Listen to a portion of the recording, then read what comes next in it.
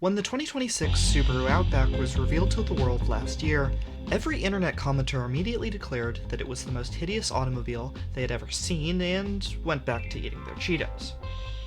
While this is par for the course when a new Subaru launches, a major question stuck out to me in particular. Is that thing even a wagon anymore? The Outback was a pioneering vehicle in that it blended the driving dynamics of a car with the ground clearance of a car-based SUV. It became proof that you could actually sell Americans station wagons so long as you raised the suspension and added plastic body cladding. But while the new one definitely has more SUV-like proportions and aesthetics, where is the line actually drawn? What separates a lifted wagon from being a crossover, and what separates a relatively long, low crossover from being a lifted wagon? In this video, I'm going to try to find out if there are any definitive ways to answer these very important and consequential questions about automotive body styles. I think I have a problem.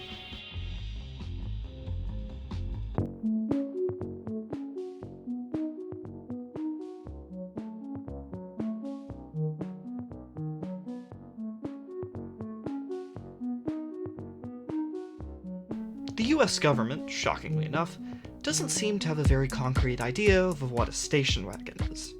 The EPA's size class distinctions are based on interior volume for passenger cars and gross vehicle weight rating for light trucks. This means that the shape and size of the vehicle itself often doesn't really align with what the government says it is. That's why you get things like the Bentley Continental GTC being classified as a quote-unquote mini-compact car. Anyway, under the EPA's guidelines, there are two size classes specifically for station wagons, but unfortunately they don't make much more sense than the rest of the categories. Small station wagons includes everything from the Volvo V60 Cross Country, which is definitely a wagon, to the Chevrolet Trax, which is marketed as a small crossover, but you could maybe make an argument that it's kind of a wagon. Oh yeah, and the Mercedes-Benz AMG GT is in there too, to spice things up a bit. Mid-size station wagons include everything from the Audi RS6, which is a wagon, to the Mercedes-Benz EQE SUV, which literally has SUV in the name, but obviously did not meet the criteria to actually be classified as one. For those wondering, the EU's car classification system does not differentiate station wagons from sedans or hatchbacks in any metric other than size, so that wouldn't be helpful either. In the end, while the government sometimes knows what it's talking about, it usually doesn't, which is a statement that's true of more than just.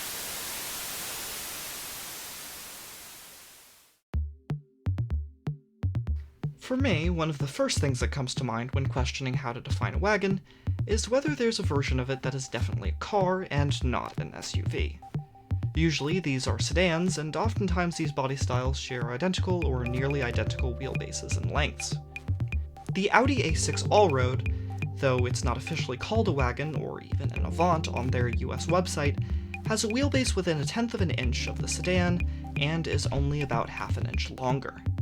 Despite its ride height and ever-increasing amount of plastic body cladding, the aforementioned Subaru Outback was still considered a wagon by many due to sharing a platform and much of its bodywork with the Legacy, a normal mid-size sedan. But now that the Legacy is over, the limitations of retaining car proportions are also gone.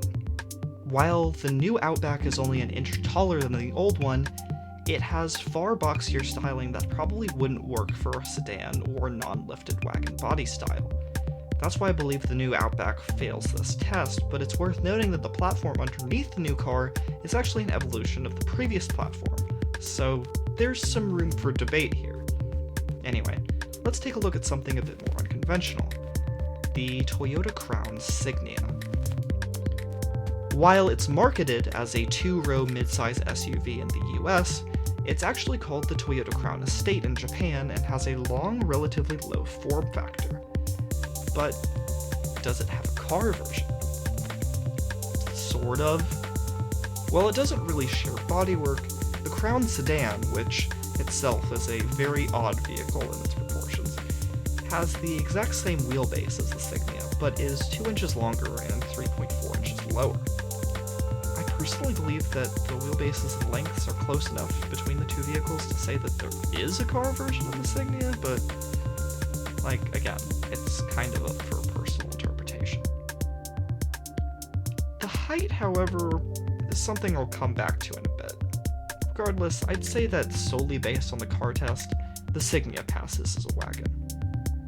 The Subaru Crosstrek, unlike the Outback, still has a car counterpart in the Impreza. But is the Impreza even a wagon, or just a hatchback? I've heard a lot of people, and also the US government, refer to the Subaru Impreza as a wagon, and that makes sense. Subaru has a long history of making wagons, and the Impreza definitely has wagon-like proportions. In general, wagons are about the same length as the sedans they're based on, or if they're based on hatchback, they usually stretch out the rear overhang further for some more cargo space. Hatchbacks are normally shorter than equivalent sedans, with a particularly drastic example being the new Kia K4 hatchback being nearly a foot shorter than the equivalent sedan. Older versions of the Impreza with a long roof were marketed as wagons and were the exact same length as the sedan, and aside from the lifted Outback Sport version, the wagon was also pretty much the same height as the sedan. However, when the next generation Impreza came out, the wagon was replaced by a hatchback that was 6.5 inches shorter than the sedan. I agree with classifying this car as a hatch because even though it's actually longer than the old wagon, compared to the sedan on which it's based, it has notably different proportions.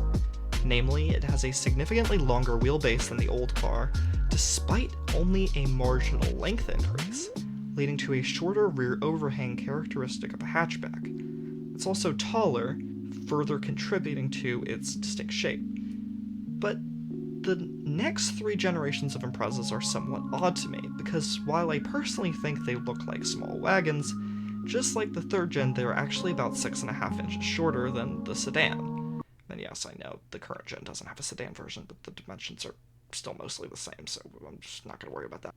That means that going solely based on length and rear overhang, the Impreza hasn't had a wagon version since 2007.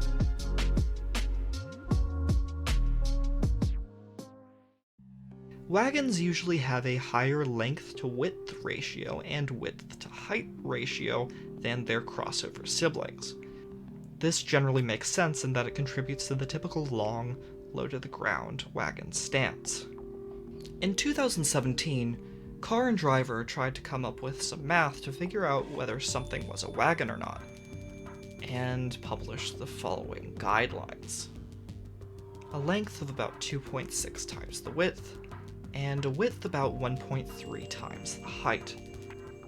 They also came up with separate qualifications for what they called quote-unquote butch wagons, i.e. ones that are lifted. The magazine said they normally shared length-to-width ratio of a standard wagon, with a width-to-height ratio that approaches full crossovers. Unfortunately, this metric is not perfect. At times, the difference in these ratios between crossovers and wagons is minuscule, and led to vehicles like the VW Golf Sport Wagon not actually lining up with the measurements. And that's definitely a station wagon. So, what about length to height ratio? But only using the height between the floor and roof of the car, minimizing the effect of ground clearance in the equation. In order to somewhat experiment with this metric, I, with some help of someone who actually understands them, made a spreadsheet with dimensional values from a smattering of different vehicles. Some are definitely wagons, some are somewhere in the middle, and a few of them are definitely not. From this not particularly scientific sample, it seems that the vehicles with the most exaggerated wagon silhouettes, like the Volvo V90 and Mercedes E-Class, had a length-to-floor roof height ratio of about 3.7. Smaller wagons like the BMW 3 Series and Golf Sport Wagon were closer to 3.4. The issue with this metric is that if you have a long enough SUV, like the 226-inch Chevy Suburban that lives up to its name by being the size of an entire suburb, you'll actually get a higher length to FR height than even the old Subaru Outback. Ignoring the Suburban though, the line seems to be somewhere between 3.3 and 3.2. So this metric sort of works, but there are still some oddballs that don't fit nicely into the graph.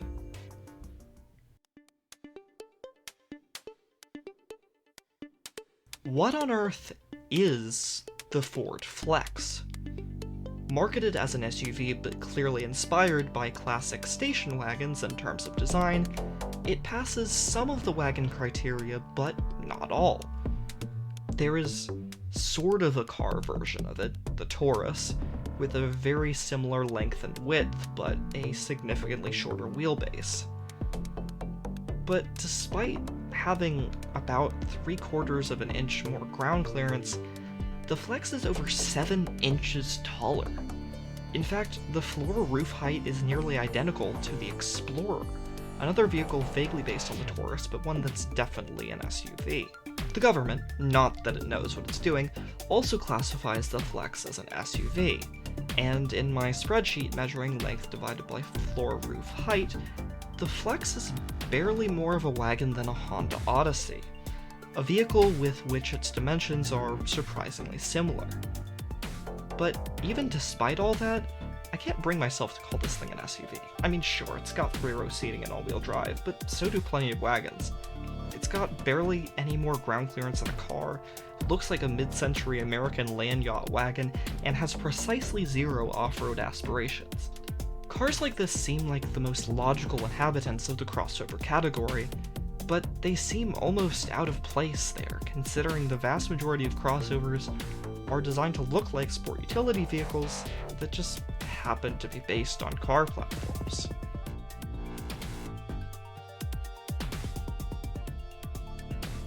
So what have we learned in this video? Well, that the government doesn't know what it's talking about, our eyes deceive us in terms of proportions, and that the modern car market doesn't really make any sense. While the length to floor roof height measurement ended up being the most quote-unquote analytical way I could find, and considering whether or not there's a regular car version can be helpful, in the end I still feel like whether or not a vehicle is a wagon comes down to your own personal opinions. So, with me having wasted many minutes of your time, is the new Subaru Outback a wagon? I would say no.